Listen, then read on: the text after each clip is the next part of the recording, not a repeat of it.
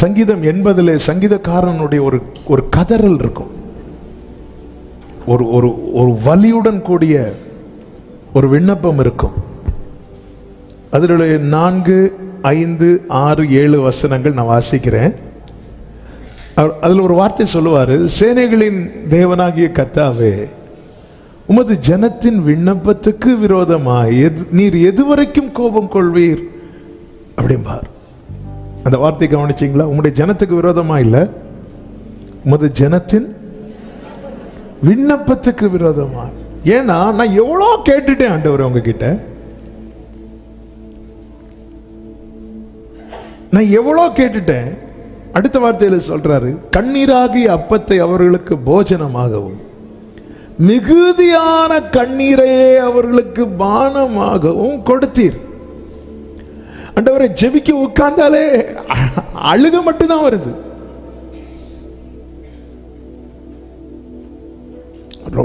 ரொம்ப அழுறவங்கள்ட்ட நீங்க சாப்பிட கூப்பிடுங்க, உங்களுக்கு சாப்பிட வர முடியாது.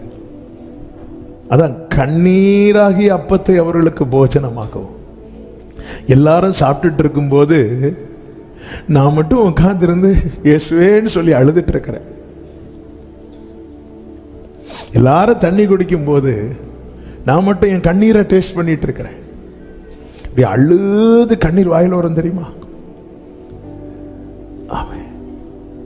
அடுத்து சொல்றாரு, எங்கள் அயலாருக்கு எங்களை வழக்காக வைக்கிறீர், எங்கள் சத்துருக்கள் எங்களை பரியாசம் பண்றாங்க. என்ன அழுது ஜோம் பண்ணுவா? பயங்கரமா ஜோம் பண்றவன் ஆச்சே. சேனைகளின் தேவனே, எங்களை திருப்பி கொண்டு வாரும், உமது முகத்தை பிரகாசிக்க பண்ணும், அப்பொழுது ரட்சிக்கப்படுவோம். அவர் சொல்றார், ஆண்டவரே இந்த விண்ணப்பத்தை நீங்க ஒன்னு அக்செப்ட் பண்ணுங்க ஆண்டவரே அப்படிங்கிறார். ஆக்சுவலா இங்க இருந்து தான் இன்னைக்கு உள்ள செய்தியை செய்திக்கு நேராக ஆவியானவர் திருப்பினார். எதுவரைக்கும் அது ஜனத்தின் விண்ணப்பத்துக்கு எதிராக. அதாவது என் ஜெபத்தை ஆண்டவர் மைண்டே பண்ணாதது போல இருக்கு எனக்கு. ஆனா அப்படி இல்லைன்னு ஆவியானவர் சொல்றார். நான் எவ்வளவு, அதாவது அழுது மிகுதியான கண்ணீர், இனி அழுவதற்கு என்னிடத்தில் பலன் இல்லை. அதாவது கண்கள் அழுது கருத்து போச்சு. என் கண்ணிமைகள் தூக்கத்தை மறந்து நாளாச்சு. வேதனை எதுவரைக்கும் இல்ல, முடியாதுன்னா முடியாதுன்னு சொல்லிருங்க, நான் ஸ்டாப் பண்ணிடுறேன் ஆண்டவரே. நீங்க அப்படி சொல்லவும் மாட்டேங்கிறீங்க, இன்னும் ஜெபிக்க வச்சிட்டு இருக்கிறீங்க. ஆண்டவரே, நீர் உமது முகத்தை பிரகாசிக்க பண்ணும், அப்பொழுது ரட்சிக்கப்படுவோம். பிரியமான கர்த்தருடைய பிள்ளைகளே, ஒரு காரியத்தை நன்றாய் அறிந்து கொள்ளுங்கள். இன்னைக்கு யார ரொம்ப நேரம் ஜெபம் பண்ண வைக்கிறான்னு பார்த்தீங்கன்னா, அவங்க ஏற்கனவே ஜெபம் பண்ணி வாங்குறவங்கள தான் இருப்பாங்க.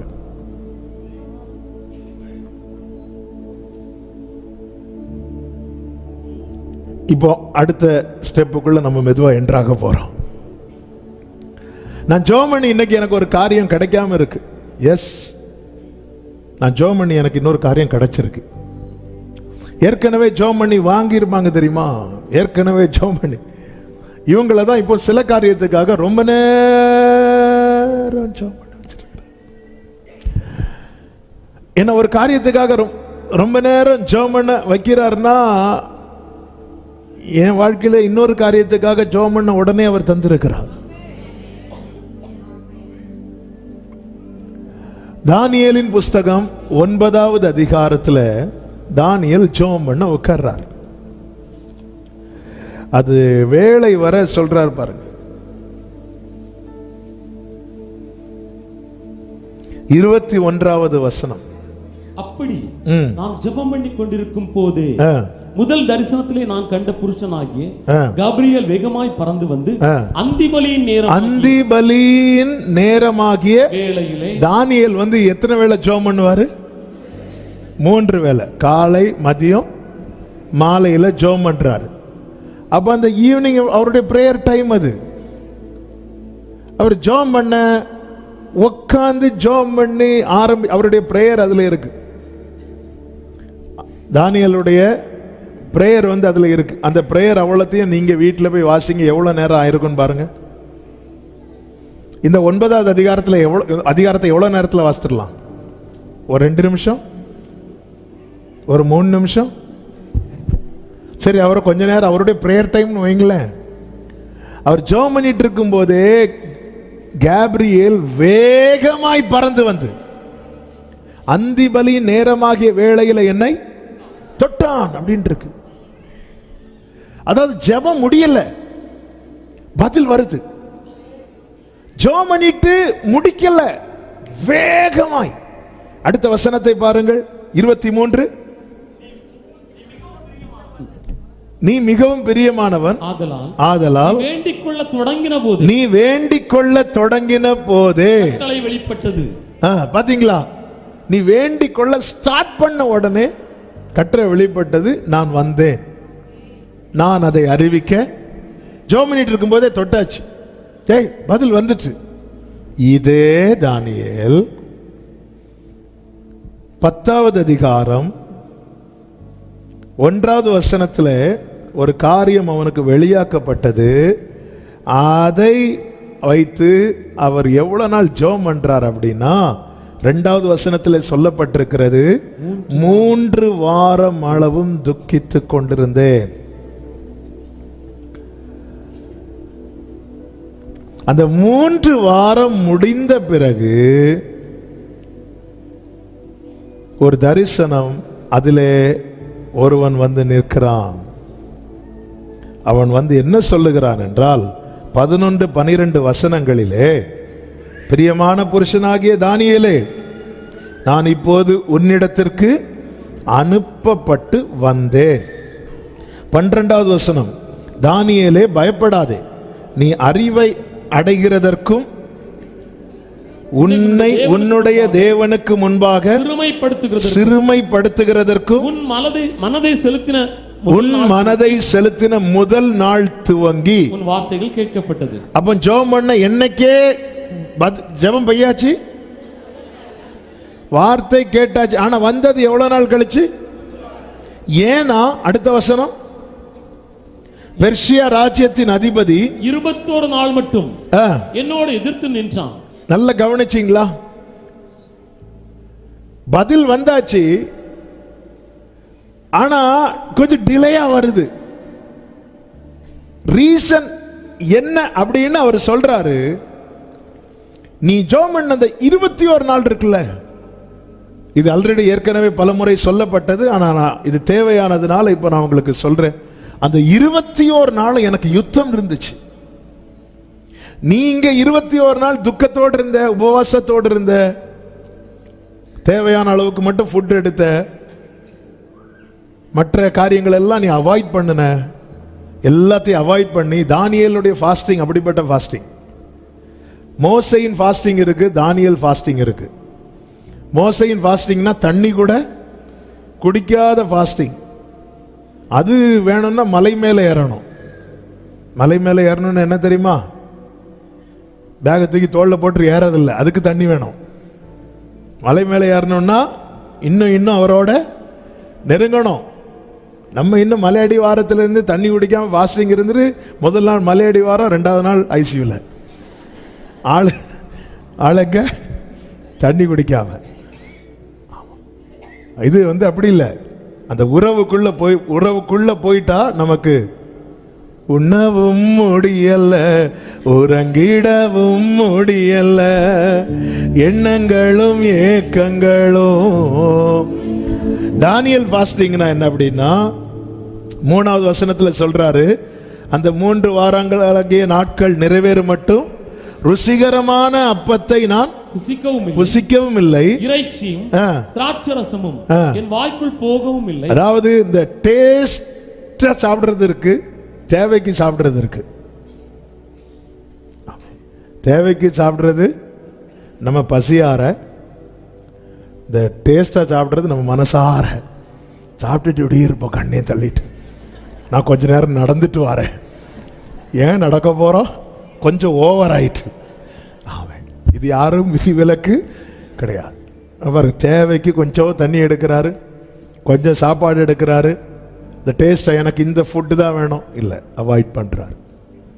இப்போ 9வது அதிகாரத்தில் ஒரு ஜெபத்துக்கு ஜெபம் பண்ணி முடிக்கிறதுக்குள்ள பதில். ஆனால் 10வது அதிகாரத்தில் ஒரு காரியத்துக்கு ரொம்ப நேரம் ரொம்ப நாள் ஜெபிக்க வேண்டி இருக்கிறது. இப்போ இந்த இடத்துல தான் ஆவியானவர் நம்ம கூட பேச விரும்புகிற காரியம் என்ன அப்படின்னா, நல்லா புரிஞ்சுக்கோங்க. இந்த தானியேலுக்கு சொல்லப்பட்ட வார்த்தை என்ன தெரியுமா? நீ பிரியமானவன், நீ மிகவும் பிரியமானவன்.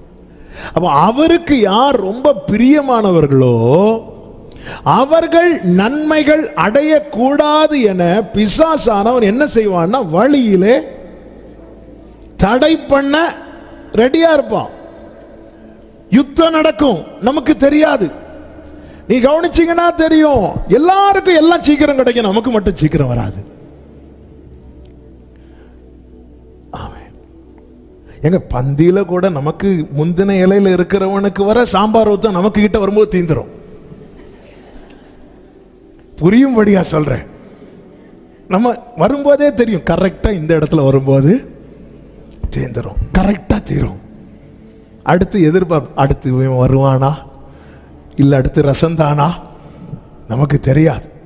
வாழ்க்கையில எந்த பகுதி பார்த்தாலும் சரி, எல்லாருக்கும் சிலர் அப்ளை பண்றாங்க, உடனே ஓகே ஆகுது. நம்ம அப்ளை ஓகே ஆகும், அப்ளை பண்ணுங்கன்னு நம்மளை ஃபோர்ஸ் பண்ணி அப்ளை பண்ண வைப்பாங்க. சில காரியத்துக்காக அப்ளை பண்ணுவோம், லாக் ஆயிரும்.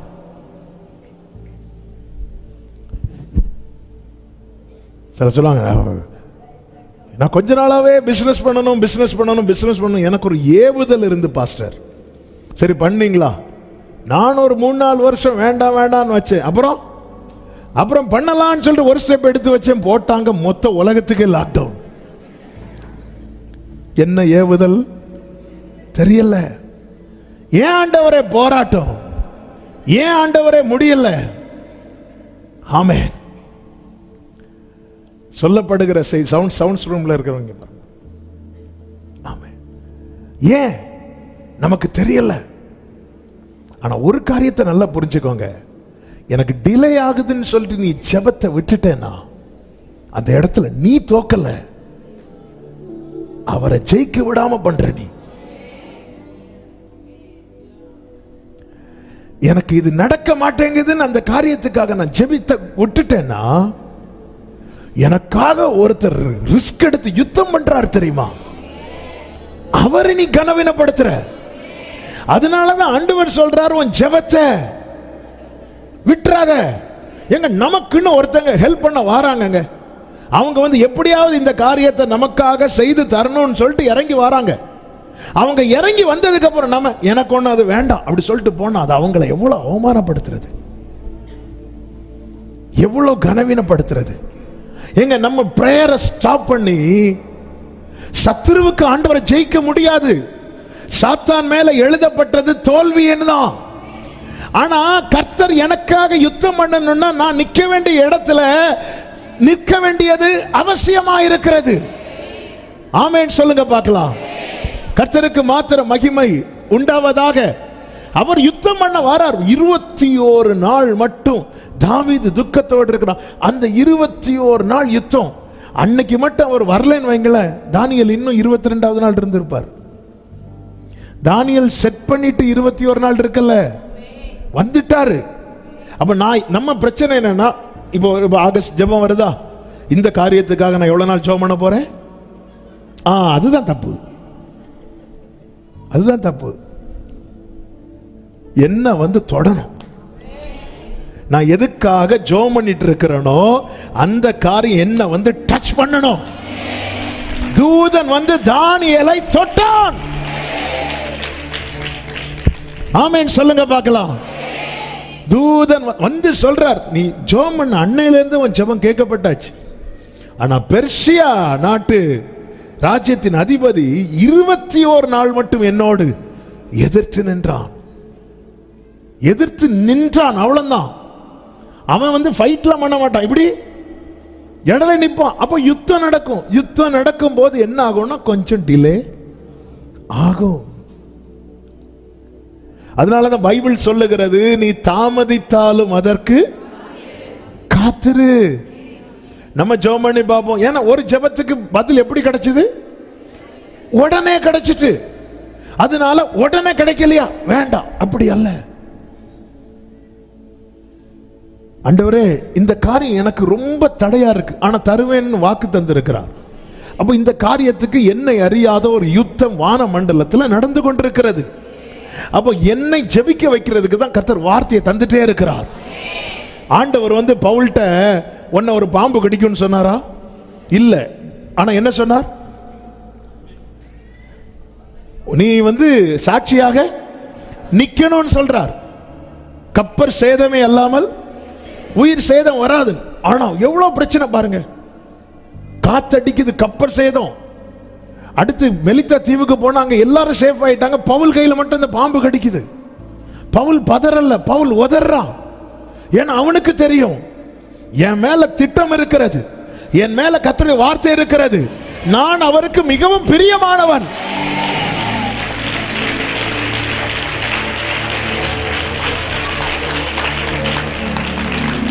நல்லா புரிஞ்சுக்கோங்க. 2 நாட்டுக்கு யுத்தம் நடக்கணும் வைங்களேன்.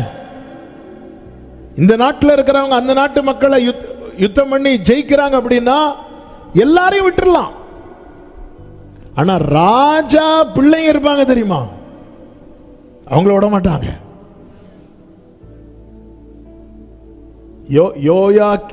யோயாக்கிமுடைய 2 பிள்ளைகளை தானே கொல்லுவாங்க. யார? பாபிலோன். யோயாக்கிம் தானே. 2 பிள்ளைங்களை அந்த ராஜா கண்ணுக்கு முன்னாடியே கொன்னுட்டு ராஜாவின் கண்ணை பிடுங்கி போட்டான். மீதி எல்லாரையும் பாபிலோன் ராஜா எதவா கொண்டு போறான்? அடிமையா கொண்டு போற. சாதாரணமானவனை ராஜா கண்டுக்க மாட்டான், கண்டுக்க மாட்டான். எதிராளியாகிய பிசாசானவன் சாதாரணமானவர்களை தொட மாட்டான். ஆனா பரலோகத்திலிருந்து ஒரு கூட்டத்தை ரொம்ப பிரியமா பாக்குது.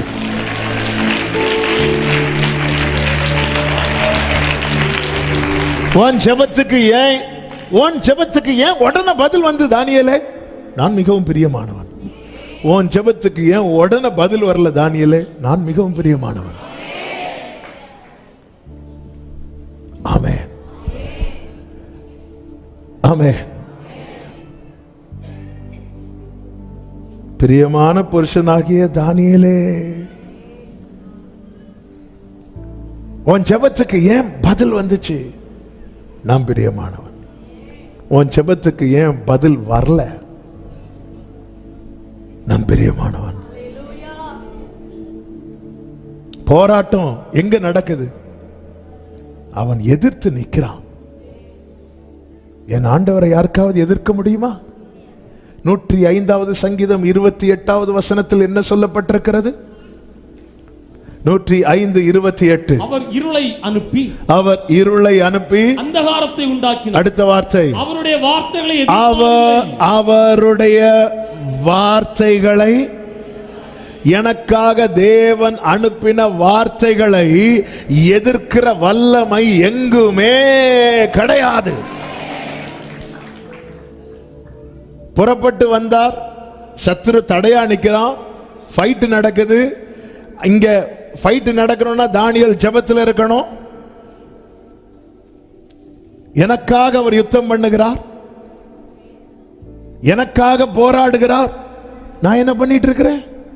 வேண்டாண்டவரே, அது எனக்கு வேண்டாண்டவரே. மோசே வேண்டாம் வேண்டாம் சொன்ன கர்த்தருக்கு என்ன வந்துச்சு தெரியுமா? கோபம் வந்துச்சான். வேற யாரையாவது உன்னை இவ்வளவு நாள் வார்த்தையை கொடுத்து உன்னை ஜெபிக்க வச்சிட்டு இருக்கு, ஜெபத்தை விட்டுறாத. ஆண்டவரே, நான் மட்டும்தான் ஆண்டவரே நிக்கிறேன். இங்க தானியேலுடைய புலம்பல் அதுதானே. 7வது வசனம், என்னோடு இருந்த மனுஷரோ அந்த தரிசனத்தை காணவில்லை, அவர்கள் மிகவும் நடுநடுங்கி ஓடி ஒளித்துக் கொண்டார்கள். நான் தனித்து விடப்பட்டு அந்த பெரிய தரிசனத்தை கண்டேன். ஒரு காரியத்துக்காக நெடுநேரம் நம்ம ஜெபிக்க ஆரம்பிக்கும் போது இந்த சோர்வு, இந்த தளர்வு எல்லாமே வரும். ஆனா அந்த இடத்துல நான் என் ஜெபத்தை விட்டுட்டு இனி நான் இதுக்காக ஜெபம் பண்ண மாட்டேன் அப்படி நான் விடுவேன்னா எனக்காக ஒரு ஃபைட் பண்ணிட்டு இருப்பாரு பாருங்க. என்னை நிக்க வச்சு ஃபைட் பண்ணிட்டு இருப்பாரு தெரியுமா? ஆமென். இப்ப தாவீது யுத்தம் பண்ண களத்துக்கு இறங்கி போறார். கோலியாத் வரான். சவுல் இங்க இருந்து கை காட்டி, தாவீது யுத்தம் பண்ண வேண்டாம், அவங்களே ஜெயிச்சதாவே இருக்கட்டும், இப்படி சொன்னா எப்படி இருக்கும்? ஆமென். ஏங்க நம்ம பிள்ளைக்கு கஷ்டப்பட்டு கையில கால விழுந்து ஒரு காலேஜில் அட்மிஷன் வாங்கி வச்சிட்டோம்.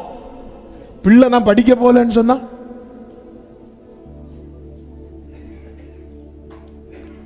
நம்ம ஜெபத்தை நிறுத்துறது அப்படிதான் இருக்கு.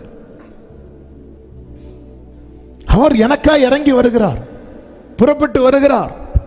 அதனாலதான் ஆண்டவர் 38 வருட பெதஸ்தா குளக்கரையில் இருந்தவனை பார்த்து கேட்கிறார், நீ விரும்புறியான்னு கேட்கிறார்.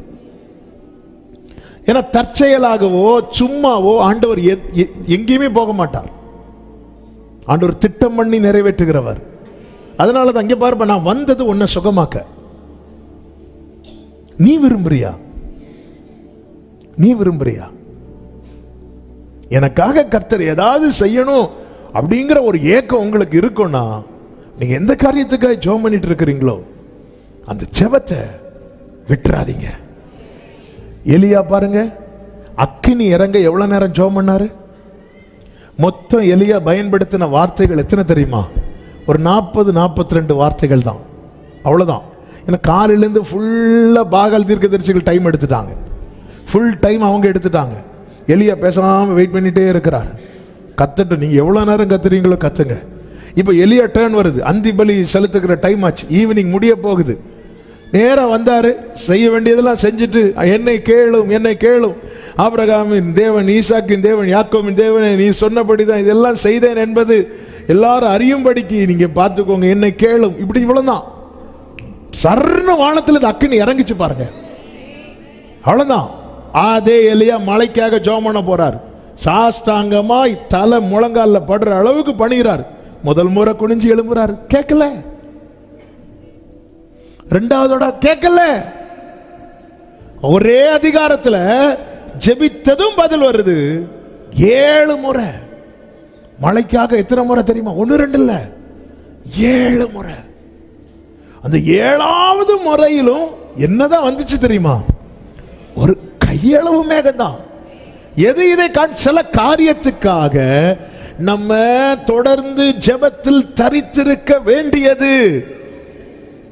அதனாலதான் என்ன எல்லாத்துக்குமே ரொம்ப ஜெபம் பண்ண விடுறாரு. இல்ல, நம்முடைய வாழ்க்கையே சாட்சிங்க. எதுக்குங்க எலியாவை தானியேலை பார்க்கணும்? நம்ம லைஃப்ல எத்தனை காரியம் கேட்டது ஆண்டவர் தந்திருக்கிறார். ஆமே, நான் உண்மையா மனசை தொட்ட சில காரியம் நான் ஜெபத்துல கூட வைக்கல, மனசுல தான் நினைச்சேன். ஆண்டவர் அதை எனக்கு வாய்க்க பண்ணார். அப்படி சொன்னவங்க மட்டும் இருக்குல்ல, பதில் இருக்குல்ல, அப்ப பிரியமானவங்க தானே. ஆமே, சில காரியம் நான் ஜெபம் பண்ணி முடிக்கிறதுக்குள்ள ஆண்டவர் தந்தார். இருக்குல்ல, சாட்சிக்கு நம்ம லைஃபே இருக்கு. நம்ம ஃபைல புரட்டி பார்த்தாலே தெரியும். ஆனா சில காரியங்கள் ஜெபம் ஆமென் சொல்லுங்க பார்க்கலாம். அந்த இடத்துல நான் ஜெபத்தில் தரித்திருப்பேன்னா அவர் இறங்குவார். அவர் இறங்குவார். இன்னைக்கு கர்த்தர், இன்னைக்கு ஒரு பிரசங்கம் மாதிரிலாம் நான் எடுக்கல. இன்னைக்கு கர்த்தர் இந்த வார்த்தையை ஜனங்கள்கிட்ட சொல்லிரு அப்படின்ட்டார் ஆண்டவர். அவ்வளவுதான். ஒரே அதிகாரத்தில் எலியா என்னை கேளும் என்னை கேளும் அக்கினி இறங்குது. எல்லா ஜனங்களும் கர்த்தரே தேவன் சொல்றாங்க. இப்போ மலை உச்சிக்கு போறார். எவ்வளவு ரிஸ்க் எடுக்கிறார். நேர போய் தலை முழங்கால படுற அளவுக்கு பெண்ட் ஆகிறார். ஒரு மனுஷனை இப்படி வளைச்சா எப்படிங்க இருக்கும்? அப்போ சில ஜெபம்ங்கிறது நம்ம படுத்து கிடந்து ஜெபம் பண்ணுவோம், வாங்கி இருக்கிறோம் இல்ல, நடந்துட்டே ஜெபம் பண்ணி வாங்கி இருக்கிறோம். சில காரியத்துக்காக சமூகத்தில் விழ வைக்கிறார். ஏன்னா ஜெபம் பவர்ஃபுல் வெப்பன். பிரேயர்ங்கிறது அதுல இருக்கிற வல்லமைங்கிறது வேற. இவ எலியா பாருங்க, சோர்ந்து போனார். என்னண்டவரே, மழை வரல, முதல் ஜெபம் கேட்கப்படாததான் சுரை செடிகளை போய் படுக்கல. நீ திருப்பி போய் பாரு. பார்க்குறான், ஜோமண்டு கதவை திறந்து பார்க்குறான், ஒரு சைனும் கிடையாது, ஒன்றும் கிடையாது. ஆனால் அவன் மலையில் ஏறும்போதே என்ன சொல்லிட்டு போறான் தெரியுமா? 1 ராஜாக்கள் 17வது அதிகாரம், 18வது அதிகாரம் 41வது வசனம். பின்பு எலியா ஆகாபை நோக்கி, நீர் போஜனபானம் பண்ணும், பெருமழையின் இரைச்சல் கேட்கப்படுகிறது என்றான். எலியா காதுல என்ன கேட்குது? ரேமா. சொல்லுங்க, ரேமா சொல்லுங்க. வார்த்தை கேட்டாச்சு. இன்னும் ஒரு சைனும் கிடையாது, ஒரு அடையாளம் கிடையாது. 3 வருஷம் தேசத்துல என்ன இல்லை? மழையும் கிடையாது, ஒண்ணும் கிடையாது. ஆனா வார்த்தை எப்படி காதுல கேட்குது தெரியுமா? பெருமழையின் இரைச்சல், பெருமழையின் இரைச்சல். அப்போ எலியா காதுல அப்படி என்ன கேட்டுச்சு? அந்த பெருமழையின் இரைச்சல் என்ன? இப்பதானே சொன்னேன். 18:1 வாசிங்க. அநேக நாள் சென்று 3ஆம் வருஷமாகையில் கர்த்தருடைய வார்த்தை எலியாவுக்கு உண்டாகி, நீ போய் ஆகாபுக்கு உன்னை காண்பி. கர்த்தருடைய வார்த்தை எலியாவுக்கு உண்டாகி, நான் தேசத்தின் மேல் மழையை கட்டளையிடுவேன். அப்போ இந்த சத்தம் எலியா காதுல எப்படி கேக்குது? சத்தமா சொல்லுங்க. ஏன்னா கர்த்தர் சொல்லிட்டார் வார்த்தை. கர்த்தர் நம்மோடு பேசுகிற வார்த்தை நம்ம காதுல எப்படி கேக்குதுன்னு பார்க்கணும். ஆண்டவர் சொல்றார், நான் உனக்கு ஜெயத்தை தருவேன். அந்த சத்தம் நம்ம காதுல எப்படி கேட்கணும் தெரியுமா? இந்த ஜெயிக்கும் போது ஒரு சத்தம் உண்டாகும் தெரியுமா? அது அப்படி கேட்கணும். இதான் விசுவாசம். இவன் என்ன சொல்ற பாத்தீங்களா? எலியா, பெருமழையின் சத்தம் என் காது. பெருமழையின் சத்தம், இரைச்சல். கர்த்தர் என்ன சொல்ற? மழையை கர்த்தர் சொல்ல ஆகும். அப்ப எலியா காதுல அது எப்படி ஒலிக்கு தெரியுமா? அப்படி பெருமழை பெஞ்சா எப்படி சவுண்ட் வரும், அப்படி ஒலிக்குது. எலியாட்ட சொல்ற, நீ போய் போஜனம் பண்ணும், பெருமழையின் இரைச்சல் கேட்கப்படுகிறது. ஆனா உண்மையில இன்னும் ஒன்றும் கேட்கல. மேகமே எழும்பல. மேகம் எழும்புறது ஒரு சின்ன சைன். ஒரு கையளவு மேகம் எழும்புறதுக்கு எத்தனெல்லாம் ஜோம் பண்ண வேண்டி இருக்கு. நம்ம அற்புதம் செய்யும் அற்புதம் செய்யும் அற்புதம் செய்யும் ஜோம் பண்ணி கடைசியில எங்க வருவோம் தெரியுமா? ஒரு அடையாளத்தை ஆவது காட்டுவரை இல்ல. ஜனவரி மாசம் நம்ம ஜெபம் எப்படி இருக்கோம்னா, ஏதாவது ஒரு அற்புதம், ஏதாவது ஒரு அற்புதம்.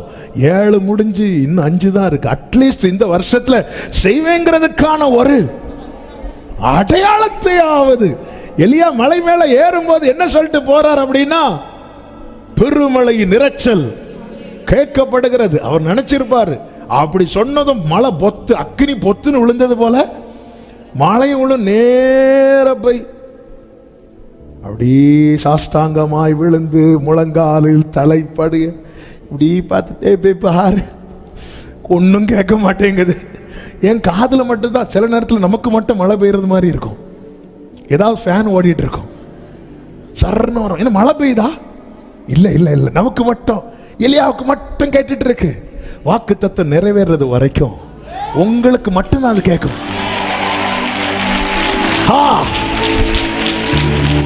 உங்களுக்கு மட்டும்தான் கேட்கும்.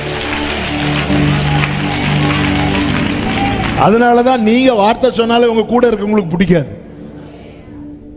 ஏன்னா அது இன்னும் நிறைவேறல. தன் ஊழியக்காரனை நோக்கி, நீ போய் சமுத்திரமுகமாய் பார் என்றான். அவன் போய் பார்த்து ஒண்ணுமே இல்லை. ஆமே, இந்த இல்லைங்கிற பதில உடனே சொல்ற கிருபை பெற்றவங்க நம்ம கூட இருப்பாங்க. சரி, இவ்வளவு முழங்கால் பட குனிஞ்சு ஜெபம் பண்றாரு, சரி அவருக்கு ஆறுதலுக்காவது ஏதோ வர்றது மாதிரி இருக்கு, அப்படி சொன்னாலாவது கொஞ்சம் நடக்கும் போல இருக்கு. இல்லை அதெல்லாம் ஒன்றும் கிடையாது, ஒன்றும் கிடையாதுப்பா. கஷ்டப்பட்டு நம்ம ஜெபம் பண்ணிட்டு ஏதாவது வாய்ப்பு இருக்கா? ஒரு வாய்ப்பும் கிடையாது. இருக்கிற வாசலும் இப்படி சொல்றதுக்கு கூட கூட இருக்கிறவங்க தான், வேற யாரும் கிடையாது. ஆமென், ஹல்லேலூயா. நம்ம வீட்டில் நம்மளை சுற்றி எவ்வளோ கிருபை பெற்றவங்க இருக்காங்க. நீங்கள் வீட்டில் போய் பாருங்க, ஒவ்வொருத்தரையா பாருங்க. கரெக்டு தான். அவன் இப்படி அவன் 7ஆம் தரமும் இன்னும் 7 தரம் 7ஆம் தரம் அவன் போய் ஏதோ சமுத்திரத்திலிருந்து ஒரு மனுஷனுடைய உள்ளங்கை அத்தனை சிறிய மேகம் எழும்புகிறது. ஒரு சின்ன மேகம் எழும்புறதுக்கு எலியாவை நீ ஜெபம் பண்ணணும். நல்ல கவனமா கேளுங்க. அப்பொழுது அவன், நீ போய் ஆகாபை நோக்கி, மழை உம்மை தடை செய்யாதபடிக்கு வாசிங்க, போய்விடும் என்று சொல் என்றான். அடுத்த வசனம், அதற்குள்ளாக வானம் மேகங்களினாலும் காற்றினாலும் கருத்து பெருமழை உண்டாயிற்று. நல்ல கவனிங்க. சமுத்திரத்திலிருந்து எழும்பினது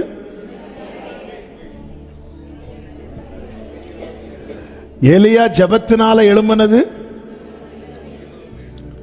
ஒரு உள்ளங்கை அளவு மேகம். ஆனா மேல இருந்து கர்த்தர் கட்டளையிட்டது, அதற்குள்ளாக வானம் மேகங்களினாலும் காற்றினாலும் கருத்து. நம்ம ஜெபம் எல்லாம் இவ்வளவுதான் மொத்தமே. ஆனா கர்த்தர் அந்த ஜெபத்தை கேட்டு செய்ய போகிற கிரியை இருக்கிறதெல்லாம்.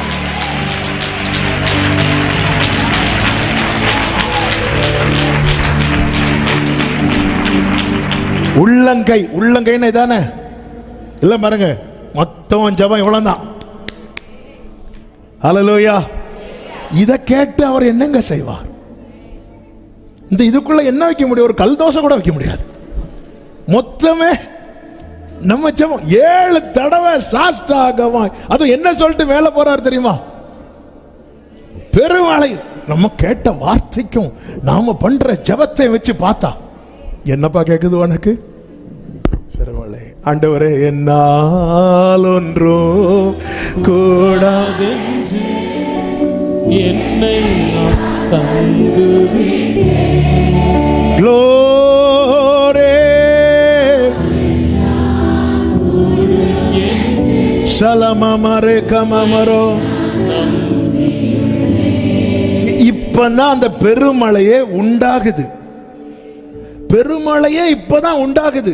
பைபிள் சொல்லுகிறது, ஆகாப் ரதத்தில் ஏறி இஸ்ரேலுக்கு போறதுக்கு முன்னாடியே அதற்குள்ளாக வானம் மேகங்களினாலும் காற்றுகளினாலும் கருத்து பெருமழை உண்டாயிற்று. எதற்குள்ளாக?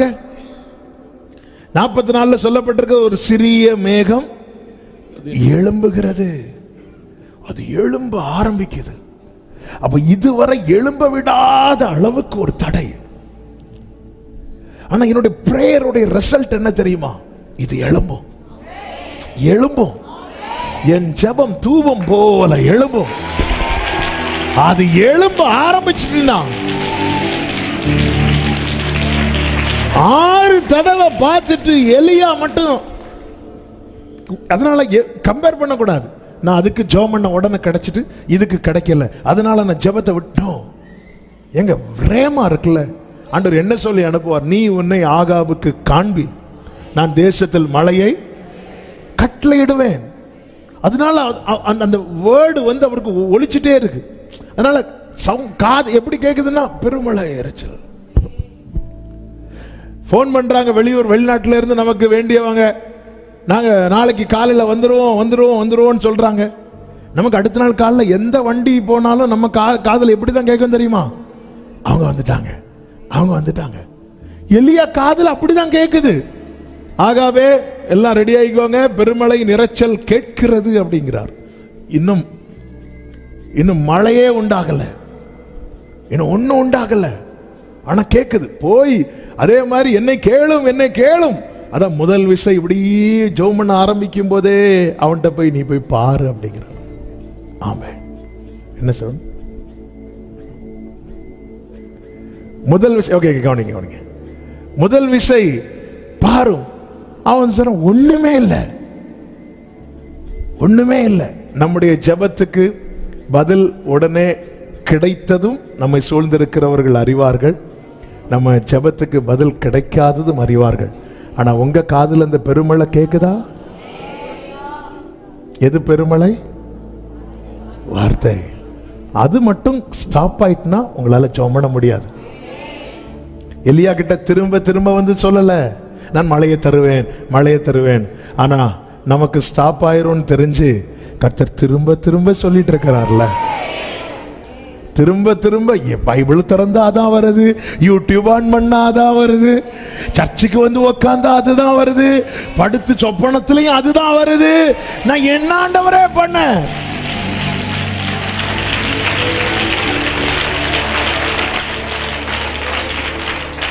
ஹல்லேலூயா.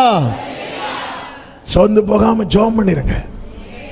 சில பிரேயர் ஃபைல் எல்லாம் இன்னைக்கு தட்டி எடுக்க போறீங்க. ஆண்டவர் நான் விட்டாலும் நீங்க விட மாட்டேங்கிறீங்க. கூட இருக்கிறவன் சொல்றான் ஒன்றுமில்லை என்ன. உங்க ஜெபத்தையும் பார்க்கறான், வெளிய சூழ்நிலையும் பார்க்கறான். அவன் தான் சொல்றான் ஒண்ணுமே கிடையாது, ஒண்ணும் கிடையாது சொன்னா திருப்பியும் இவரு சாஸ்தாங்கமா விழுது. எப்படி இருக்கும் அந்த வேலைக்காரனுக்கு? இந்த வயசு காலத்தில் இந்த மனுஷனுக்கு இது தேவையா? ஒழுங்கா சாரி பாத் வீட்டில் அப்பமும் சாப்பிட்டு எடுத்து இருக்க வேண்டியது தானே, இது தேவையா? எல்லாம் சொல்லுவாங்க. உங்க ஜெப லைஃபை பார்த்து நிறைய பேர் இல்லைன்னு சொல்லிட்டு இருக்கிறாங்க. அவங்க வந்து சொல்ல போறாங்க, ஒரு சின்ன சேஞ்ச் தெரியுது, சமுத்திரத்திலிருந்து ஒரு உள்ளங்கை அளவு.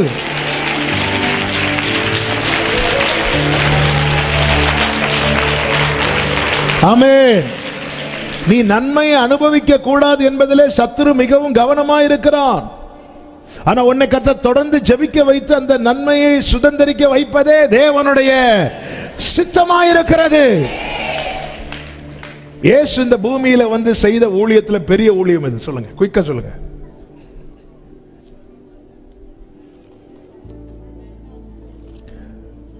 தண்ணீரை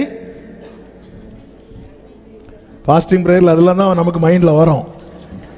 அப்போ தண்ணீர் ரசம் ஆறுது, அப்புறம் பஸ்கால நைட்டு மட்டன் சாப்பிட்டது, இதெல்லாம் வரும். இயேசு செய்த ஊழியத்தில் பெரிய ஊழியம் என்ன தெரியுமா? சிலுவை. சிலுவை. அந்த சிலுவையில் அவர் அதான் பெரிய மினிஸ்ட்ரி. மீதி எல்லாம் ஒரு நன்மை செய்கிறவராக சுற்றி தெரிந்தார். அவர் செஞ்ச நன்மையெல்லாம் சொல்லுங்க, சும்மா எதை டக் டக் சொல்லுங்க. அவர் செஞ்ச அற்புதத்தெல்லாம் சொல்லுங்க. குருடரின் கண்களை, அடுத்து லாசருவை உயிரோடு எழுப்பினார். எலியா ரூம்ல ஒருத்தனை தூக்கி போட்டாங்க, அவன் உயிரோடு எழுப்பினானா? எலிசாவின் எலும்பை கொண்டு கல்லறைக்குள்ள போட்டாங்க, என்னாச்சு? வேற அற்புதம், தண்ணீர் ரசமாச்சு. மோசே கோலை வச்சு அடிச்சதும் தண்ணீர் எதாச்சு? வேற அற்புதம். அப்போ 5 அப்போ 5000க்கு அதிகமாக வந்துச்சு. சாரிபாத் வீட்டில் கொஞ்சம் மாவு எண்ணெய் இருந்துச்சு. பஞ்சகாலம் முழுவதுக்கும் வேற அற்புதம். கடல் மேல நடந்தார். மோசே தலைமையில் ஜனங்கள் கடலை பிரிச்சு. அவ எதுக்கு இதை சொல்றேன்னா, அதெல்லாம் செஞ்சது யாரு? எலியா மோசே கிடையாது, இவர் தான் செய்யறாரு. ஆனா இதை செய்யறதுக்கு அவர் வர வேண்டிய தேவையில்லை. இதெல்லாம் அங்கிருந்தே செஞ்சார். அங்கிருந்தே மோசையை வச்சு செஞ்சார், எலியா வச்சு செஞ்சார். ஆனா ஒரு காரியம் செய்யறதுக்கு அவரை தவிர வேற ஆளே கிடையாது. அந்த இடத்துல வேற யாரையும் நிக்க வைக்கவே முடியாது. அதுதான் சிலுவையில் வெற்றி சிறந்தார். ஆனா கவனிச்சிக்கனா தெரியும், அந்த ஒரு காரியத்தை நிறைவேற்ற இயேசுவின் ஜெபம் இருக்குல்ல. எபிரேயர் 5வது அதிகாரம் அதனுடைய 7வது வசனத்திலே சொல்லப்பட்டிருக்கிறது, அவர் மாம்சத்தில் இருந்த நாட்களில். இந்த வேர்டை நல்லா கவனிக்கணும். அவர் மாம்சத்தில் எவ்வளவு நாள் இருந்தார்? 33 வருஷம். அப்ப இங்க ஃபர்ஸ்ட் என்ன மென்ஷன் பண்ணி இருக்கு தெரியுமா? அவர் மாம்சத்தில் இருந்த நாட்களில். இனி வாசிங்க. தம்மை மரணத்தினின்று ரட்சிக்க வல்லமை உள்ளவரை நோக்கி பலத்த சத்தத்தோடும் கண்ணீரோடும் விண்ணப்பம் பண்ணி வேண்டுதல் செய்தார் என்று சொல்லப்பட்டிருக்கிறது. நம்ம எங்க ஜெபம் பண்ணி இருப்பார்? இத எப்படி ஜெபம் பண்ணி இருக்கிறாரா? பலத்த சத்தத்தோடும் சத்தம் போட்டு கத்தி இருக்கிறார், அப்பாடு கத்தி இருக்கிறார். எங்க கத்தினார்? கெத்செமனேல கத்துன பேதுருக்கு எப்படி தூங்க முடியும்?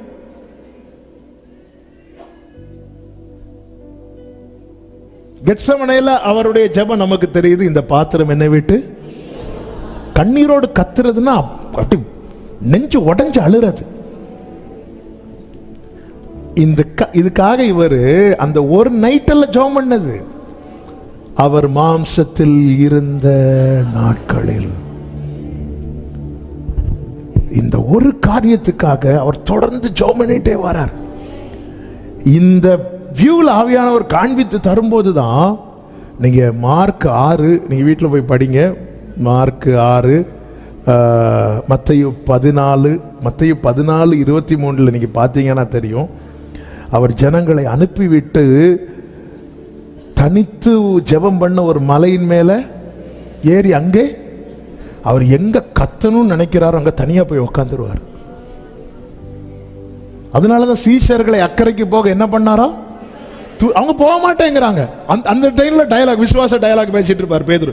யாரிடம் தள்ளிப்போ, நீ கொஞ்சம் தள்ளி போ, ஆண்டவர் உண்மை விட்டு எனக்கு நீ போ, தயவு செய்து போ, நான் சொல்றத கேளு, நீ போ, துரிதப்படுத்திட்டு இங்க வந்து அப்பா.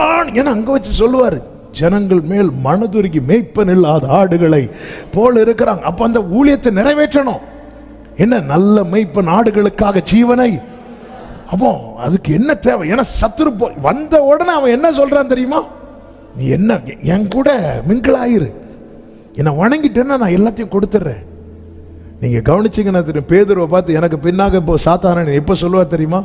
இயேசு தம் பாடு மரணங்களை குறித்து சொல்லும் போது உடனே வந்து அது நடக்கக்கூடாது, அது நடக்கக்கூடாது, அவன் தடுக்க வர்றான், அது நடக்கக்கூடாது. உடனே இயேசு பேதுருவை பார்த்து எனக்கு பின்னாக போ சாத்தானேன்ட்டார். ஏன்னா இதுக்கு இந்த ஊழியத்தை தடுக்கணும். வேற இது எந்த அற்புதம் செய்ய அவன் தடுக்கல, ஆனா இந்த ஊழியத்தை தடுக்கணும். இவர் சிலுவையில மட்டும் மறிச்சிட்டாருன்னா இது தெரிஞ்சுதான் இயேசு என்ன பண்றார் தெரியுமா? மாம்சத்தில் இருந்த நாட்கள் நம்ம எல்லாம் கெத்செமனேல மட்டும் ஜெபம் பண்றதா நினைச்சிட்டு இருக்கிறோம். இந்த ஒரு காரியம், அதனாலதான் பைபிள்ல இருக்க அவர் சிலுவையில் வெற்றி சிறந்தார். வெற்றி சிறந்தார். அங்க ஒரு பெரிய யுத்தம் நடந்திருக்கு. அந்த யுத்தத்தில் சத்துருவின் தலை நசுக்கப்பட்டிருக்கிறது.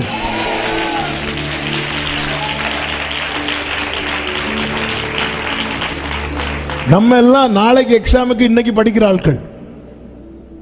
அதனாலதான் மார்க் நம்மளை பார்த்து சிரிச்சிட்டு இருக்கு. அப்படி சிரிக்கும், அந்த ரிப்போர்ட்டை பார்த்தாலே நம்மளை பார்த்து சிரிக்கும். நீதான் அது, வா. இயேசு மாம்சத்தில் இருந்து அவருக்கு கத்த திடீர்னு அதை நினைப்பாரு. நீங்க பைபிள் படிச்சா அந்த கரெக்ட் பிக்சர். யோவான் 12 நினைக்கிறேன், எடுக்க வேண்டாம். திடீர்னு ஆவியில கலங்குவார். அவர் அப்படி ஆவியில கலங்குவார். இந்த மாதிரிலாம் வரும்போது தள்ளு தள்ளு போ, உடனே போயிடுவார். போய் அப்பான்னு கத்துவார், அப்பான்னு கத்துவார். அதனாலதான் இருட்டோடு இருட்டா எழுந்து போய் ஜெபித்தார் என்று மார்க் 1:35 இருக்கிறது. லூக்கா 6:12 அவர் ஜெபம் பண்ணும்படி ஒரு மலையின் மேல் ஏறி ராம் முழுவதும் தேவனை நோக்கி ஜெபம் பண்ணி கொண்டிருந்தார் என்று இருக்கு. பிரியமான கர்த்தருடைய பிள்ளைகளே, சில காரியங்கள் ரொம்ப சவாலா இருக்கும். ஆனா நாம் அதை தாண்டி மேற்கொள்ளும் போது அதனால் கிடைக்கிற ஒரு அறுவடை என்பது அது என்ன சொல்ல, புரியும்படி சொல்றேன். யோபு எத்தனை தலைமுறை கண்டான் தெரியுமா? எத்தனை அவன் சோதனை முதல் தலைமுறையில் அவன் சோதிக்கப்பட்டான்ல. ஆனா ஆசீர்வாதத்தை எத்தனை தலைமுறை பார்த்தான் தெரியுமா? 4 தலைமுறை. ஹல்லேலூயா.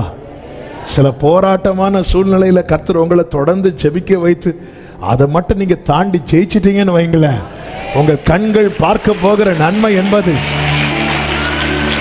ஹல்லேலூயா, ஹல்லேலூயா. அதனாலதான் ஆண்டவர் நீ ஜெபத்துல விழித்திரு அப்படிங்கிறார். விழித்திரு, ஜெபத்துல விழித்திரு. அதை தாண்டினதுக்கு அப்புறம், அதை தாண்டது வர ஆண்டவர் சொல்றாரு. நான் என்ன சொல்லுவேன், இந்த பாத்திரம் என்னை விட்டு நீங்கட்டும்னு சொல்லுவேனா? இல்லை, நான் இதற்காக தானே இந்த வேலைக்குள்ள வந்தேன். ஆண்டவரே, உங்க நாமத்தை மகிமைப்படுத்துங்க. அவர் மகா சத்தத்தோடு விண்ணப்பம் பண்ணாராம் தன் மாம்சத்தில் இருந்த நாட்களில். அப்போ லாசருவுக்கு சுகத்தை கொடுக்கணும், அந்த இடத்துல வந்து ஜெபம் பண்ணி சுகத்தை கொடுக்கிறார். அப்பத்தை பெருக பண்ணணும், அந்த இடத்துல இந்த அப்பத்தை உயர்த்தி ப்ரைஸ் பண்ணி பிளஸ் பண்றார். எல்லா இடத்துலையும் இப்படி பார்க்கிறார், இப்படி கை வைக்கிறார், நடக்குது. ஆனா இந்த சிலுவை மரணத்துக்கு மட்டும் அவர் ஒரு நாள் ஜெபம் பண்ணல. தன் மாம்சத்து எவ்வளோ நாள் ஜெபம் பண்ணி இருக்கிறார், எவ்வளவு நாள் எடுத்திருக்கிறார். ஏன்னா அந்த போராட்டம் சாதாரணமான போராட்டம் கிடையாது. ஏன்னா அவர் வெறும் இந்த மாம்சத்தில் நாம் இருக்கும்போது இந்த உலகம் பொல்லாங்கனுக்குள் கிடக்கிறது. அவன் பல விதங்களிலே வந்து போராடுவான். எனவே தான் வேதம் சொல்லுகிறது, ஆபத்து காலத்தில் நீ சோர்ந்து போவாயானால் உன் பலன் குறுகிட்டு அந்த இடத்துல நீ சோர்ந்துடக்கூடாது. அதனால தான் ஜெபம் பண்ணணும். கர்த்தர் உணர்த்துற காரியத்துக்கு ஜெபம் பண்ணிட்டே இருக்கணும், ஜெபத்தில் விழித்திருக்கணும். இயேசு இந்த அடிச்சுவட நமக்கு முன்னாடி ஸ்ட்ராங்கா வச்சுட்டு போயிட்டார். உனக்கு அழணுமா, போய் அப்பா சமத்துல தனியா போயிருந்த அழு. எல்லாரையும் பேதுருவெல்லாம் எங்க போனாலும் கூட்டிட்டு போவார். எவ்வளவு வீட்டுக்கு 3 பேரை கூட்டிட்டு போறார். மலைக்கு ஒரு வாட்டி ஜெபம் பண்ணும்போது இந்த 3 பேரை கூட்டிட்டு போறார். 12 பேரை எல்லா இடத்தையும் கூட்டிட்டு போவார். இந்த 3 பேர் இன்னும் ஸ்பெஷல். ஆனாலும் அவருக்கு இப்படி சத்தம் போட்டு அழணும்னு வரும்போது கிளம்பு, தனியா போயிருந்து அப்பான்னு கத்துறார். இந்த நெடுநேர ஜபத்துல நமக்கு பிரேயர் பார்ட்னர்ஸ் தேவை.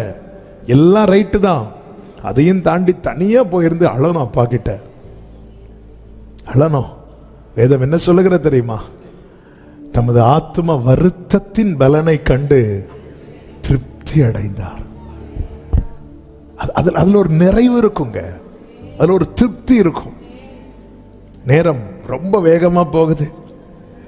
அன்னாளுடைய கண்ணீர் நமக்கு நன்றாய் தெரியும். அன்னாளுடைய ஜெபம் நம் பல முறை பேசப்பட்ட வேத பகுதி. அதுல நீங்க கவனிச்சீங்கன்னா 1வது அதிகாரம் அதனுடைய 12வது வசனத்தில் எப்படி சொல்லப்பட்டிருக்கிறது? அவள் கர்த்தருடைய சந்நிதியில் வெகு நேரம் விண்ணப்பம் பண்ணுகிற போது ஏலி அவள் வாயை கவனித்துக் கொண்டிருந்தார். என கடந்த நாட்களில் என்னோட மினிஸ்ட்ரி பண்ண ஒரு வார்த்தை இது.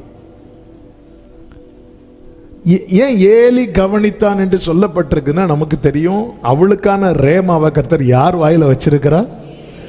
ஏலியின் வாயில வச்சிருக்கிறார். அவள் எப்பொழுது கவனிக்கப்பட்டால் தெரியுமா? கர்த்தருடைய சந்நிதியில் வெகு நேரம் விண்ணப்பம் பண்ணுகிற போது.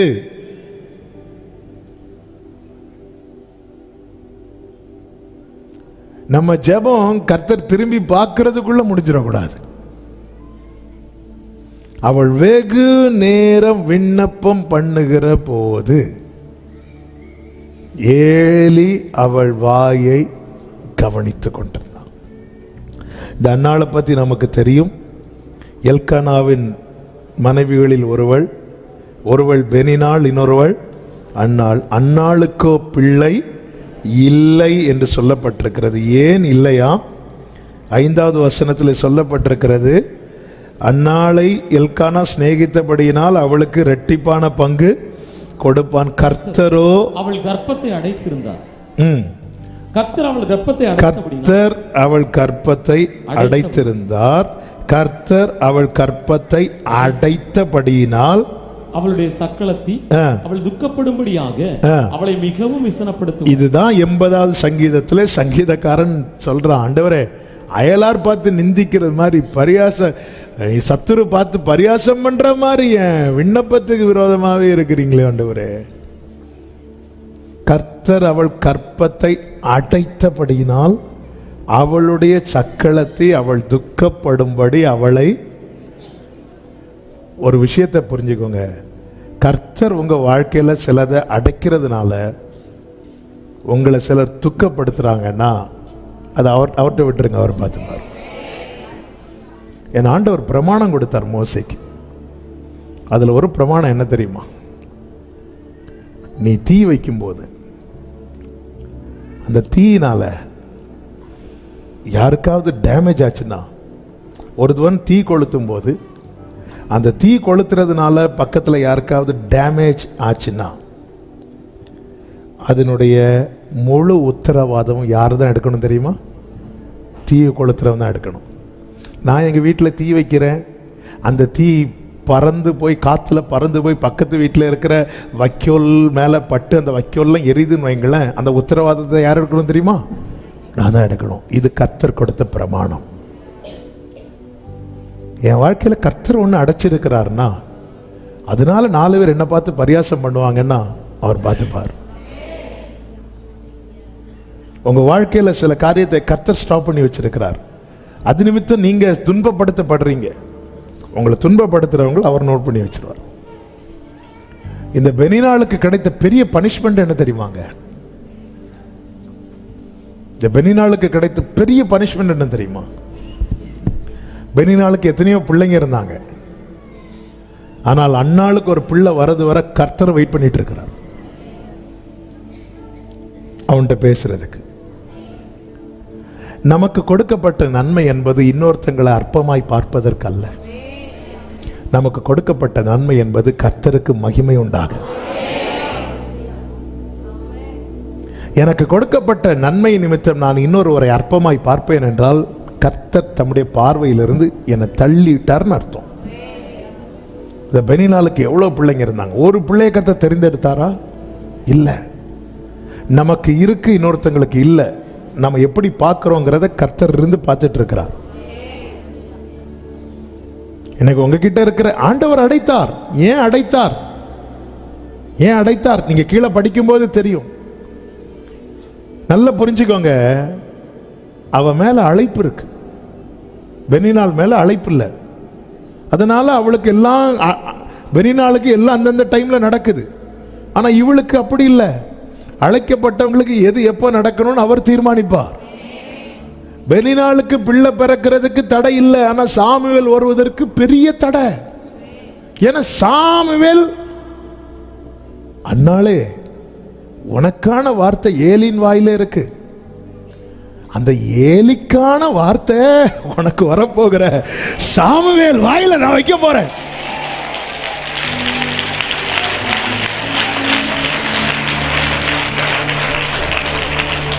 சாமுவேல்ட அன்னாளுக்கான ரேமா யார் வாயில இருக்கு?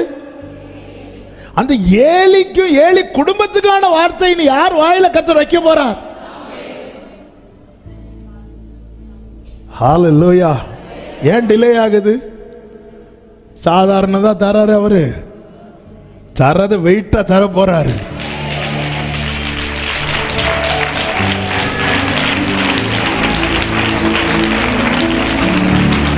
உங்க கைகள் கூறுகவில்லை, உம்மால் கூடாததேதுவோ.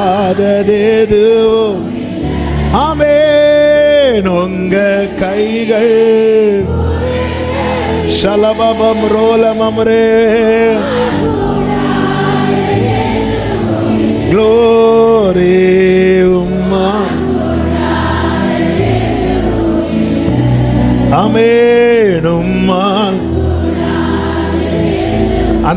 அந்த வசனம், அந்த ரெஃபரன்ஸ் தான் தேடிட்டு இருந்தேன். யாத்ராகமம் 22:6 அந்த அக்கினி, அந்த உத்தரவாதம் சொன்னேன் அல்லவா, அந்த வசனம் உங்க பலனுக்காக இதை நான் ஒரு விஷயம் கூட சொல்லுகிறேன். அக்கினி எழும்பி முள்ளுகளில் பற்றி தானிய போரையாவது விளைந்த பயிரையாவது வேற எதை எரித்து போட்டதே. ஆனால் அக்கினியை கொளுத்தினவன் அக்கினி சேதத்திற்கு உத்தரவாதம் பண்ண வேண்டும். அவ்வளவுதான். அப்ப என் வாழ்க்கையில கர்த்தர் ஒரு அக்கினியை வைக்கிறார்னு வைங்கள, அழிந்து போகிற பொன் அக்கினியினால் சோதிக்கப்படும், அதை பார்க்கிலும் அதிக விலையேறப்பட்டதாக இருக்கிற உங்கள் விசுவாசம் சோதிக்கப்பட்டு. என் வாழ்க்கையில கர்த்தர் ஒரு வாசலை அடைக்கிறார்.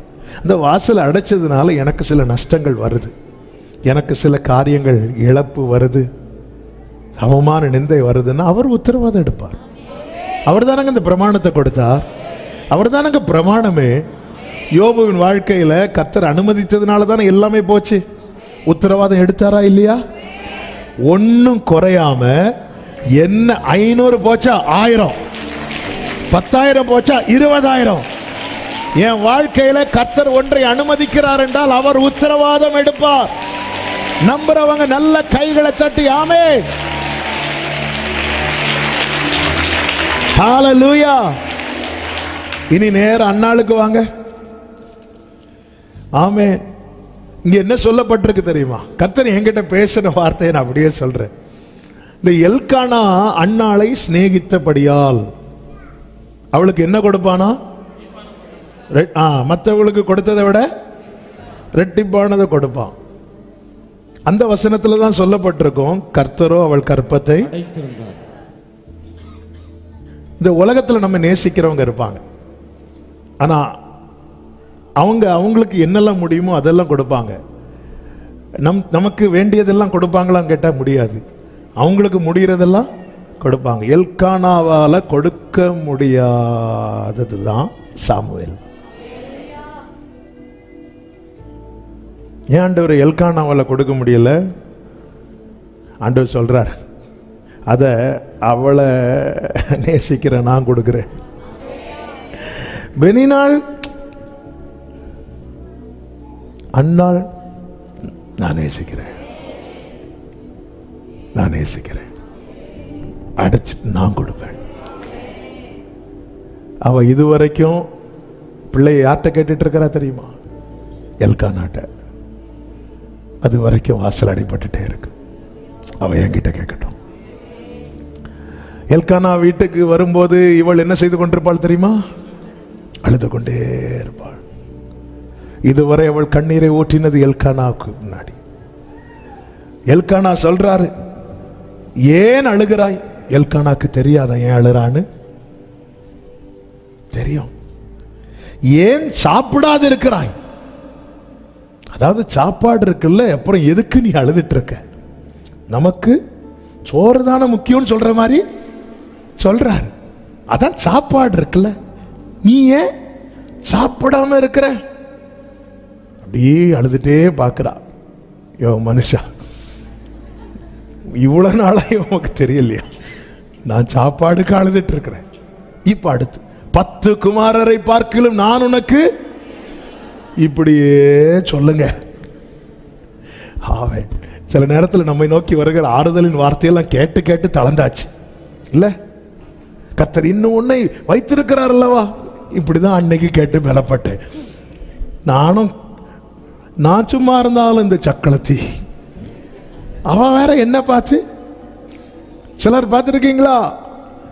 நம்மளை வெறுப்பேத்த அவங்க பிள்ளைகளை கொஞ்சிட்டு இருப்பாங்க. கர்த்தரோ அடைத்தார். அன்னாளே, உனக்கு வெளிப்பட போகிறது என்பது உனக்கு தெரியல. அன்னாளே, இந்த கண்ணீர்லாம் போதாது. நீ நேரா வா சமூகத்தில். வேதம் சொல்லுகிறது, கர்த்தருக்கு மகிமை உண்டாவதாக. 10வது வசனத்தை வாசிங்க. அவள் போய் மனம் கசந்து. 9 பாருங்க, சீலோவாவில் அவர்கள் புசித்து குடித்த பின் அன்னாள் எழுந்திருந்தாள். ஆசாரியனாகி அவள் போய் மனம் கசந்து மிகவும் அழுது கர்த்தரை நோக்கி விண்ணப்பம் பண்ணினாள். 15வது வசனத்துல அன்னாள் சொல்றா, என் ஆண்டவனே, நான் மன கிளேசம் உள்ள ஸ்திரீ, நான் திராட்சரசமாகிலும் மதுவாகிலும் குடிக்க நான் மன கிளேசம் உள்ள ஸ்திரீ. 16வது வசனம், உம்முடைய அடியாளை பேலியாளின் மகளாக எண்ணாதேயும் மிகுதியான விசாரத்தினாலும் கிளேசத்தினாலும் இந்நேரம் மட்டும் விண்ணப்பம் பண்ணினேன் என்றார். ஏன் என் ஜெபம் இவ்வளவு நீளுது தெரியுமா? மிகுதியான விசாரம், கிளேசம், வருத்தம், வேதனை. இதுக்கெல்லாம் ரீசன் எங்க இருந்து ஆரம்பிச்சது அப்படின்னா, ரீசன் என்ன? ரீசன் ஒண்ணு இல்ல, எல்கானாவால முடியல, இது ஒண்ணுதான் ரீசனா? இல்ல பெனினாள் என்ன கிண்டல் பண்றா. அதுக்கு முன்னாடி எங்க ஆரம்பிச்சு? கர்த்தர் அடைத்தார். கர்த்தர் இப்ப அடைச்சதுனால என்ன நடக்குது தெரியுமா? பெனினாள் நிந்திக்கட்டும், அன்னாலும் எல்கானாவும் கொஸ்டின் எழும்பட்டும். ஆனா இப்பொழுது இவள் வெகு நேரம் ஜெபிக்கிறவளாய் மாறுகிறாள். வெகு நேரம் ஜெபிக்கிறவளாய் மாறுகிறாள். நீங்க நல்ல கவனிச்சீங்கன்னா தெரியும். ஒரு செய்தியில் இந்த வார்த்தையை சொல்லி இருக்கிறேன், இருந்தாலும் சொல்றேன். உண்மையிலே அந்த சிச்சுவேஷன்ல அன்னாளுக்கு மட்டும் குழந்தை இல்லைன்னு இல்லை, கர்த்தருடைய சத்தத்தை கேட்டு சொல்ல ஆண்டவருக்கு அங்கே குழந்தை இல்லாத ஒரு நிலைமையில தான் இருந்துச்சு. ரொம்ப நேரம் நம்மளை ஜெபிக்க வைக்கிறது எதுக்கு தெரியுமா? ஏன் வேதனையை கொட்டுறதுக்கு மட்டும் இல்லை, அவருடைய சித்தத்துக்கு உட்பட. இவ ஜோமண்ணி ஜோமண்ணி ஜோமண்ணி இப்ப எப்படி கேட்க ஆரம்பிச்சுட்டா தெரியுமா? உமக்கென்று வளர்க்க. நம்ம ஷார்ட் பிரேயர்ல இதெல்லாம் வாங்க முடியாது. இப்போ தேவ திட்டத்துக்கு அவளை கொண்டு வந்துட்டார். எங்க கொண்டு வந்துட்டார்? தேவ ஆண்டவரே உமக்கென்று வளர்க்க. இப்போ அழுறது ஃபுல்லா உமக்கென்று, கண்ணீர் விடுறது உமக்கென்று. அதனாலதான் இயேசு சொல்லி சொல்லி, ஆண்டவரே இந்த பாத்திரம் என்னை விட்டு நீங்க கொடுமா, நீங்கும்படி ஆகல, என்னுடைய சித்தத்தின்படி அல்ல உங்க சித்தம். அவர் அழுது அழுது அழுது அவர் சித்தத்துக்குள்ள வந்துட்டாரு. என்ன ரொம்ப நேரம் ஜெபம் பண்ண வைக்கிறதே அவருடைய சித்தத்துக்குள்ள கொண்டு வர. அன்றியும் அவருடைய தீர்மானத்தின்படி அழைக்கப்பட்டவர்களாய் தேவனிடத்தில் அன்பு கூறுகிறவர்களுக்கு சகலமும் நன்மைக்கு ஏதுவாய்.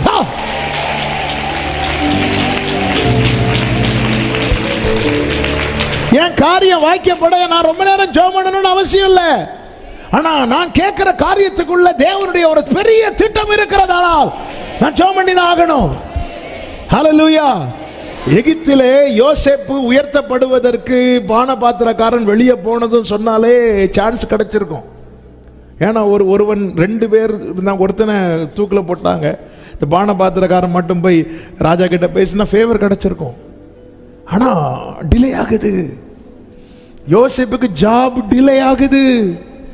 யோசேப்பே உன் வயிறை நிரப்புறதுக்கு ஒன்ன உயர்த்துறதுக்கு இந்த டிலே பிரச்சனை இல்லை யோசேப்பே. ஆனா ஒன்ன நான் வைக்கிறதுனால தேசமே ஆசீர்வதிக்கப்பட போகிறது. தேவ திட்டம் பெருசு, தேவ திட்டம் பெருசு. நம்ம ஜாப் எதுக்குங்க தேடுறோம்? ஆண்டவரே சில சொல்லுவாங்க தெரியுமா, இந்த 10th mark full first mark வாங்கி 12th ஃபர்ஸ்ட் மார்க் வாங்கினதும் பேட்டி கேட்பாங்க, என்ன ஆக போறீங்க? நான் இதாகி மக்களுக்கு சேவை செய்ய போறேன். அப்படி சேவை செஞ்சு ஒருத்தரையும் பேட்டி மட்டும். ஏன்னா யாரை சொல்லி கொடுத்துருப்பாங்க? கேட்ட என்ன சொல்லணும்? முதலாவது பெற்றோருக்கு நன்றி, 2வது டீச்சர் பார்ப்பாங்க, சொல்லிருமா தயவு செய்து எல்லாருக்கும் நன்றி, நான் இதாகி நான் சேவை செய்ய போறேன், அது எல்லாம் சொல்றதெல்லாம் எல்லாரும் சொல்லுவோம். ஆனா படிச்சு முடியும் போது எப்படியாவது ஏதாவது ஒரு ஜாபு கிடைக்காதா, ஸ்டடியிலோன்னு அடைக்க வேண்டி இருக்கு. நம்ம இதே யோசேப்பே ஜோமண்ணி காத்திருந்து காத்திருந்து போர்த்திபாரன் வீட்டு அந்த வேலை கூட வேண்டாம் தூக்கி போட்டுட்டு வந்து கடைசியில் ஒரு கட்டம் வந்தோன்னு பானை பாத்திரக்காரன்ட்ட போய் பயோடேட்டா கொடுக்குறாரு. ரசீவை கொடுத்து, நீ வாழ்ந்திருக்கும் போது உனக்கு வேலை கிடைக்கும் போது ஏதாவது சொல்லி எடுத்து ஆமென். அவனோ மறந்தான். யோசேப்பே மறக்க வைப்பார். ஒன்ன நான் உயர்த்துறது உன் வயிறை நிரப்புறதுக்கு இல்லை.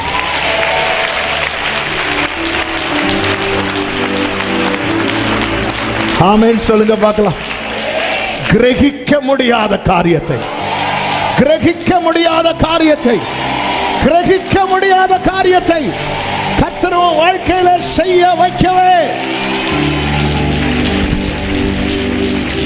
ஆமென் சொல்லுங்க பார்க்கலாம். இப்போ அன்னாள் ஜெபம் பண்ணி அன்னாளுக்கு கர்த்தர் சாமுவேலை கொடுக்கிறார்.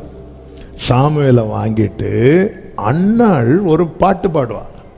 அந்த பாட்டில் அன்னாள் சொல்ற வார்த்தை தான் அதான் அந்த நிறைவு சொல்ற பாருங்க. 2வது அதிகாரம் 5வது வசனத்துல, திருப்தியா இருந்தவர்கள் அப்பத்துக்காக கூலி வேலை செய்கிறார்கள், பசியா இருந்தவர்களோ இனி பசியா இரார்கள். மலடியா இருந்தவள் 7 என்ன என்ன என்ன அவ பெற்றது? நீங்க குடும்பத்துல பிரச்சனை உண்டாக்கிறப்ப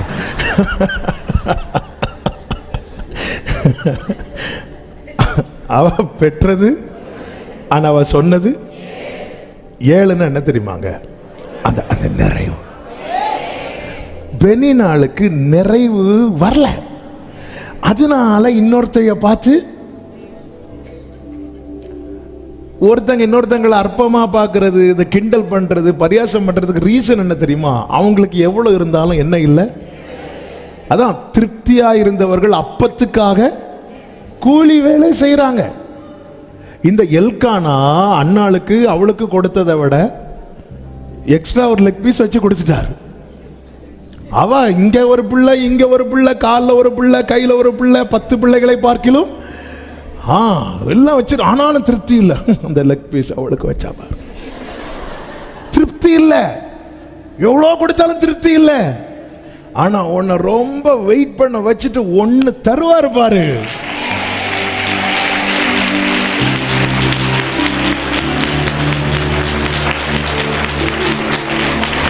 அவர் ஒன்ன தந்தாலும் பெஸ்டா தருவார். அவர் சொல்ற மலடியா இருந்தவள் 7 பெற்ற, அடுத்த வார்த்தை அநேகம் பிள்ளைகளை பெற்றவளோ பரட்சியப்பட்டார். என்ன ஆண்டவர் என்ன ரொம்ப அளவிடுறீங்க? இப்போ உன் வாழ்க்கையில அப்படி ஒரு நாள் நீ பெருமூச்சு விட போற. இயேசுவின் நாமத்தில் இந்த வார்த்தையை தீர்க்க தரிசனமா சொல்றேன். ரொம்ப நாள் கண்ணீரோடு, மன கிளேசத்தில், விசாரத்தில், வேதனையோடு இதை கேட்டுக்கொண்டிருக்கிற ஜெபிக்கிற உள்ளமே, ஒரு நாள் நீ நிம்மதியின் பெருமூச்சு விடும்படிக்கு கர்த்தர் உனக்கு பதில் தர போகிறார். ஆமென் என்று சொல்லுகிறவர்கள் ஹல்லேலூயா. கர்த்தர் நல்லவர். எனவே ஜெபத்தை விட்டு விடாதிருங்கள். தொடர்ந்து ஜெபம் பண்ணுங்க. சொந்து போகாம ஜெபம் பண்ணுங்க. இடைவிடாமல் ஜெபம் பண்ணுங்க. கர்த்தர் நல்லவர். உங்கள் ஜெபத்துக்கு அவர் நிச்சயம் அவர் தர பதில் எப்படி இருக்கும் தெரியுமா? வேதம் சொல்லுகிறது, நெடுநாள் காத்திருத்தல் இருதயத்தை இளைக்க பண்ணும், ஆனா விரும்பினது வரும்போதோ ஜீவ விருட்சம் போல இருக்கும். நல்ல கையை தட்டி, என் தேவன் எனக்காய் அப்படி எழுப்பி நிற்கலாமா? அப்படி எழுப்பி நிற்கலாமா?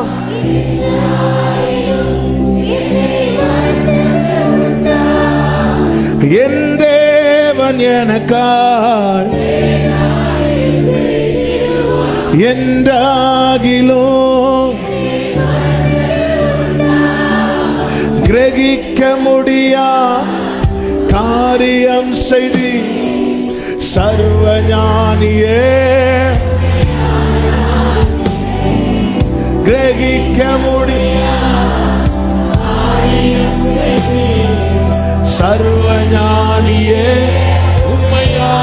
என் இயலாய்மையில் நீர் செயல்படுவீர். உம் கரம் என்னை விலகாதிருக்கும். என் இயலாய்மையில் ஆமென். உம் கரம் என்னை விலகாதிருக்கும். ஓ மலைகளை பெயர்ந்தீரென்றார், என் தடைகள் உமக்கு எம்மாத்திரம். மரித்தோரை எழ செய்வீரென்றார், என் நோய்கள் உமக்கு கிரகிக்க முடியா காரியம் செய்வீர். சர்வஞானியே, கிரகிக்க முடியா சர்வஞானியே, வெறும் கோலும் கையும் இரு பரிவாரமாகும். உம்மாலன்றி யாரால் கொடு. வெறும் கோலும் கையும் இரு பரிவாரமாகும்.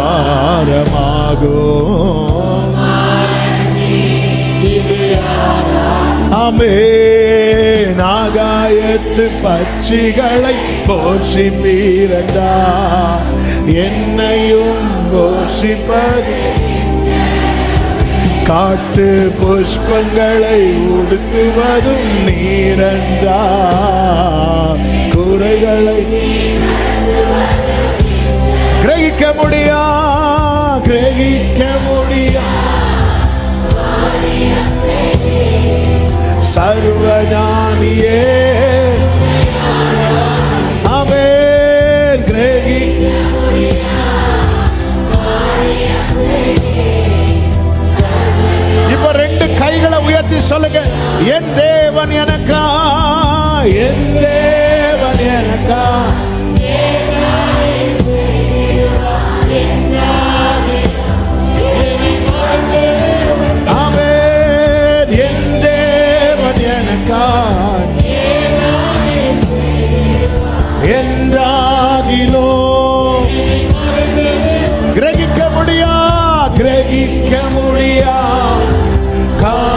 அற்புதம் செய்வீர்.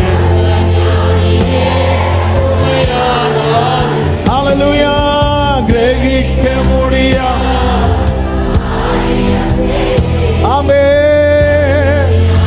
அப்படியே கைகளை அசைத்து ஹல்லேலூயா பாடுவோம். ஆமென்.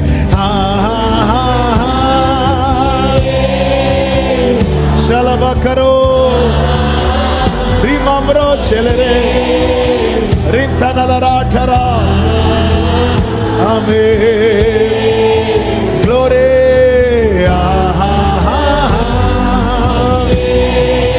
Hallelujah.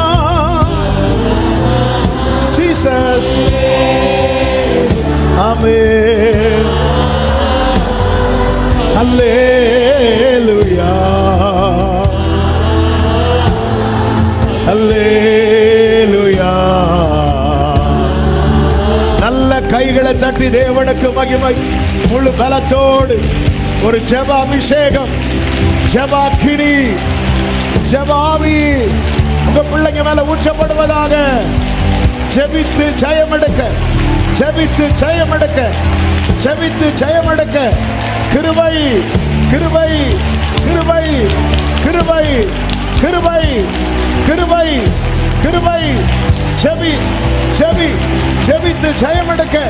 கிருபையை ஊற்றுங்க, கிருபையை ஊற்றுங்க, கிருபையை ஊற்றுங்க, கிருபையை ஊற்றுங்க. ஜெபித்து ஜெயமெடுக்கணும். ஜெபத்துல விழித்திருக்கணும். ஜெபத்துல போராடணும். ஆமென். ஆமென். ஹல்லேலூயா.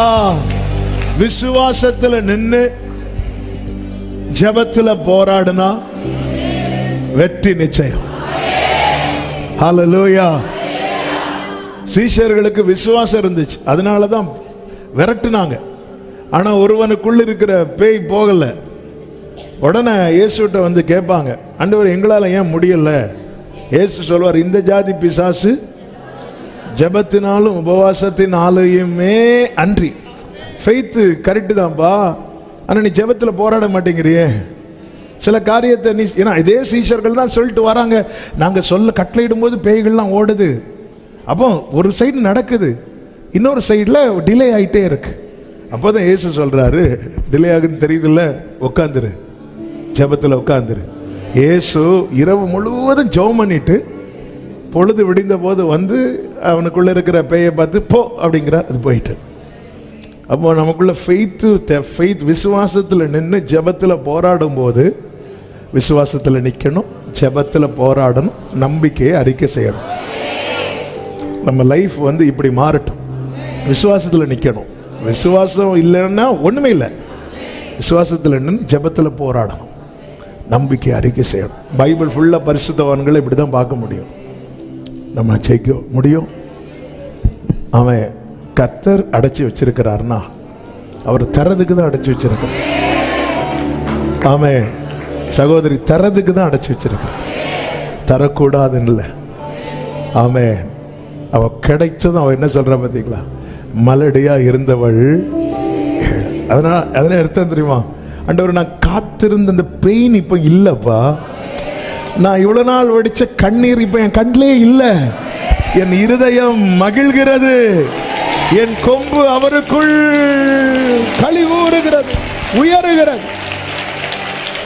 தகப்பனே நன்றி ஆண்டவரே, உடைய பிள்ளைகளை உங்கள் சமூகத்தில் கொண்டு வந்து பாட, துதிக்க, ஆராதிக்க, செபிக்க வைத்தீர்.